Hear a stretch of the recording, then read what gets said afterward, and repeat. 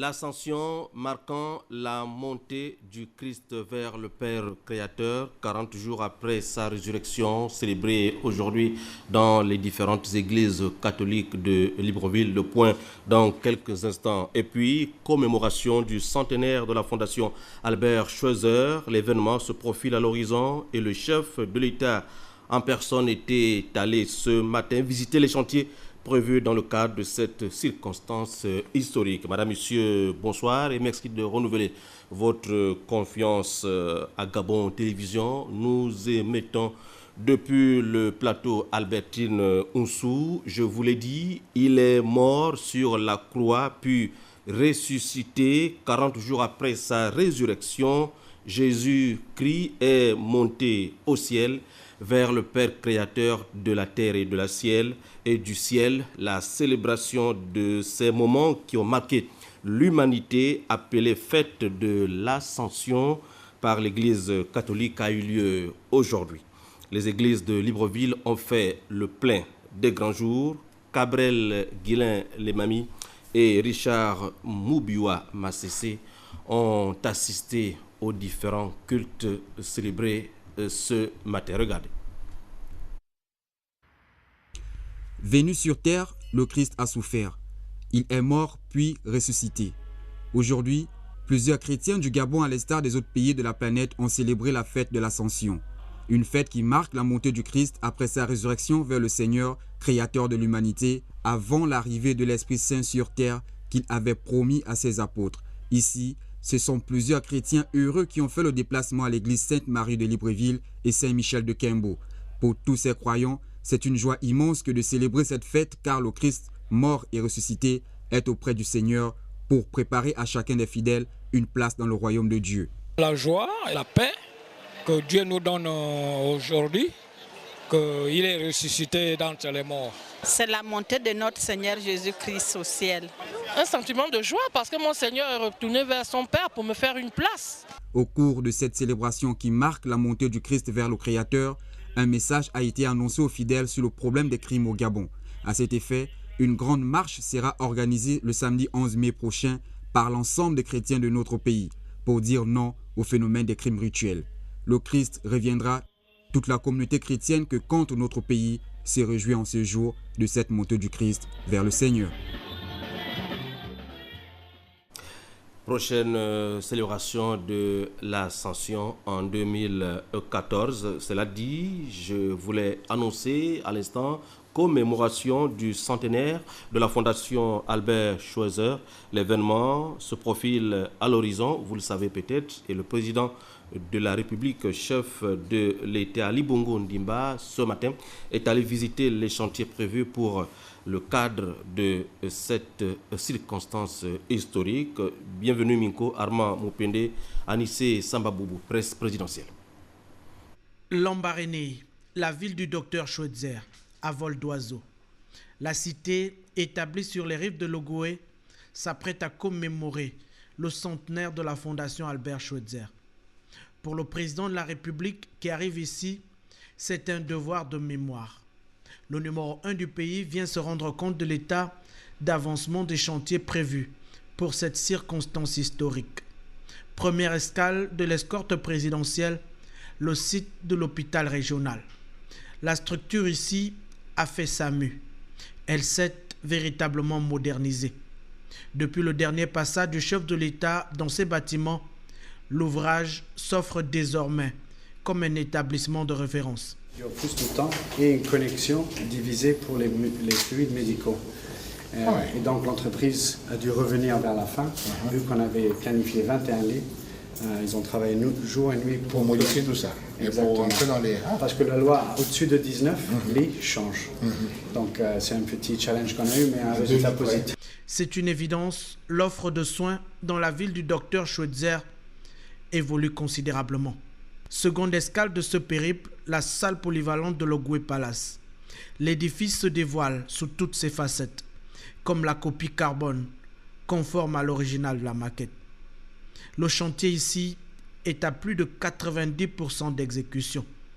Un espace futuriste. Et ici, là, nous avons la régie et le bureau manager. De l'autre côté là-bas, nous avons des toilettes pour handicapés et des toilettes hommes et femmes.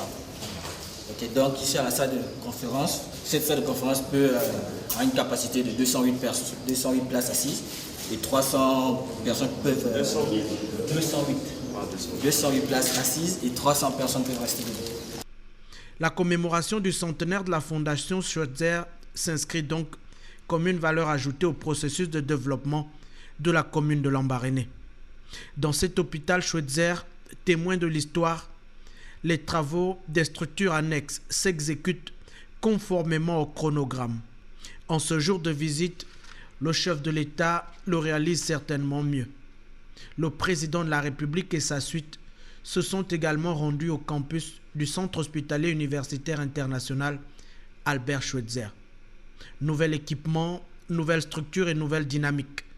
Le travail abattu ici s'inscrit bien dans l'avenir et le futur pour la ville du Grand Blanc de Lambaréné. La présence de la plus haute autorité du pays sur le chantier a d'ailleurs valu un échange convivial et certainement riche d'enseignements avec des employés à pied d'œuvre. Tout doit être prêt pour juillet. On revient avec beaucoup de monde. Donc, c'est quoi compter sur vous? Oui, ici. Voilà. On a déjà presque fini. Ça a bien avancé, mais bon, c'est justement quand on pense qu'on a bientôt fini là qu'on peut relâcher. Non. Vous maintenez. Ah oui. Hein, voilà. Bon, on va voir encore une fois. Content de voir quelque chose bien avancé. En plus, c'est férié. Mais... Bon, venez, on fait la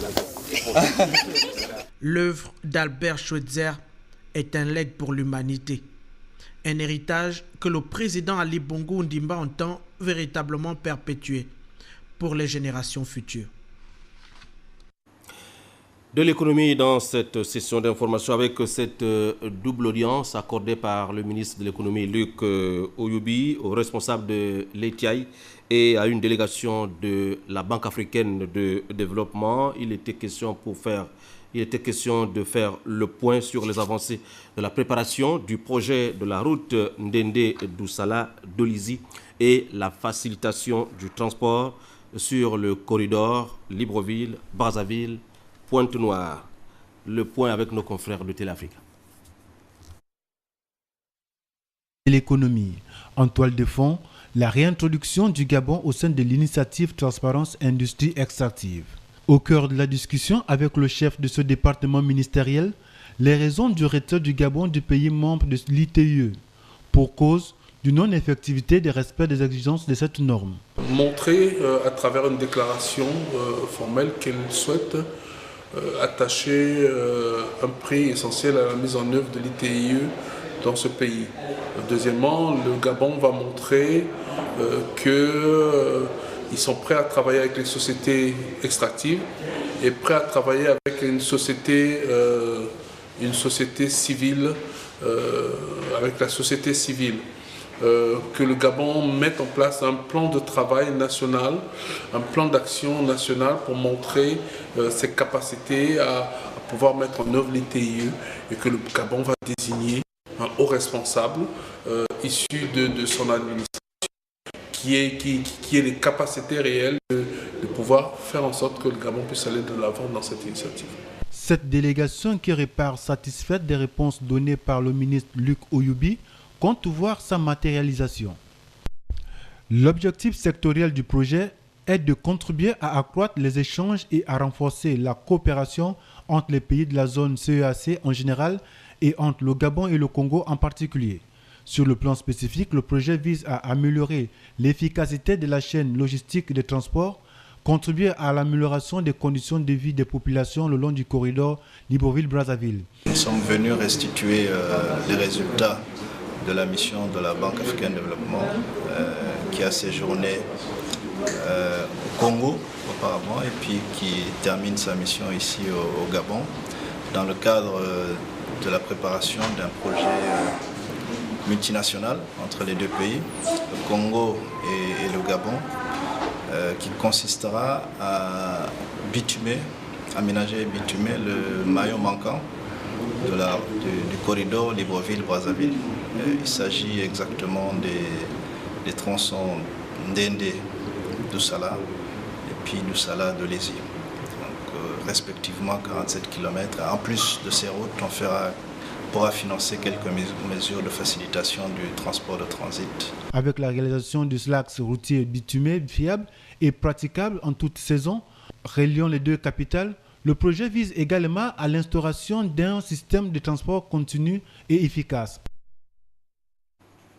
Cette communication de l'hôtel de ville de Libreville qui porte à la connaissance des usagers et des opérateurs économiques qu'en raison de la cérémonie de la pose de la première pierre du futur grand marché de Libreville au jardin de la Pairie, le marché de Montbouet sera fermé demain, vendredi 10 mai 2013, jusqu'à 15h précises. Nous y reviendrons avant la fin de cette session d'information. Depuis 2 jours à Libreville, les professionnels experts comptables des pays francophones sont rassemblés autour de la Fédération internationale des experts comptables francophones. Ils échangent surtout sur les objectifs qui fondent leurs actions majeures. Gabriel Guillain-Lemami, Serge Nzengi-Mabila. Ces travaux qui se déroulent en atelier rassemblent tous les experts comptables des pays francophones afin d'échanger sur la profession qui est aujourd'hui soumise à un encadrement très strict destiné à garantir la qualité et l'homogénéité de la signature des professionnels comptables et sa reconnaissance internationale. Le fait, c'était avant tout de se rapprocher de l'institution des experts comptables du Gabon pour matérialiser notre collaboration et notamment sur des sujets de formation, puisqu'on est là aussi pour aider nos membres au niveau de la Fédération internationale des experts comptables francophones pour les aider à améliorer leurs performances et leurs capacités. Donc en fait, les sujets qui ont été retenus pour ces 3 jours, c'est effectivement la démarche d'audit, qui est fondamental pour chacun des membres de l'organisation. Tout ce qui concerne la qualité, qui est un facteur qui englobe en fait le travail fait par les professionnels. La FIDEF, qui rassemble les organisations professionnelles comptables des pays francophones, a été créée en 1981 à l'initiative des professionnels issus d'une quinzaine de pays. Les travaux qui se déroulent actuellement en atelier prendront fin le vendredi prochain. Le gouvernement gabonais s'engage à soutenir les orphelins du sida, un engagement réaffirmé cette semaine par le ministre en charge de la famille et des affaires sociales, Mme Zé Bitege, à l'occasion de la célébration de la journée mondiale des orphelins du sida. Le point avec nos confrères de la 2e chaîne de télévision gabonaise. Pour cette 3e édition de la Journée mondiale des orphelins du sida, 2 sites ont été retenus pour abriter les activités commémoratives. D'abord, le laboratoire national où plus de 50 orphelins et autres enfants vulnérables ont été reçus pour les analyses médicales. Ensuite, la Chambre de commerce de Libreville avec la présentation devant le ministre de la Famille et des acteurs de la prise en charge des EOV de la base de données statistiques. Pour le ministre de la Famille, la mise en place de cet outil constitue une avancée significative. Il est d'autant plus indispensable qu'il permettra une évaluation quantitative du niveau social des orphelins et autres enfants vulnérables. L'analyse de la situation des orphelins et autres enfants vulnérables réalisée en 2011 par la Direction générale de la protection de la veuve et de l'orphelin avec l'appui technique et financier de l'UNICEF a retenu cette approche. Et si la journée mondiale est dédiée aux orphelins du sida, en revanche, la prise en charge, pour être efficace, se fait à partir des indicateurs de vulnérabilité.